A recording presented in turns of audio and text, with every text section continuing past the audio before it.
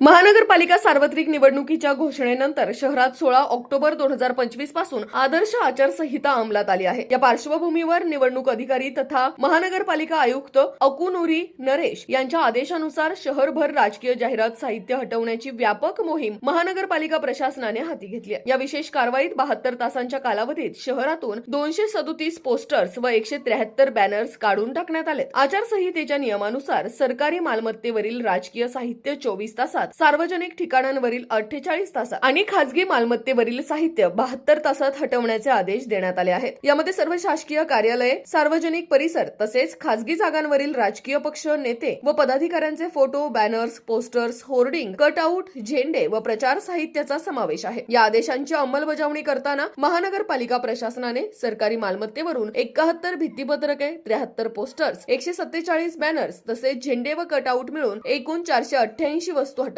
सार्वजनिक ठिकाणांवरून 117 भित्तीपत्रके, 36 posters, 18 banners व इतर मिळून 509 बाबी काढण्यात आल्या। तर खासगी मालमत्तेवरून 16 भित्तीपत्रके, 128 पोस्टर्स, 8 बॅनर्स तसेच कटआउट व झेंडे मिळून एकूण 294 साहित्य हटवण्यात आले। या संपूर्ण मोहिमेचा सविस्तर अहवाल मुख्य निवडणूक अधिकारी कार्यालयाकडे सादर केला जाणार असल्याचे महानगरपालिका प्रशासनाने स्पष्ट केले आहे।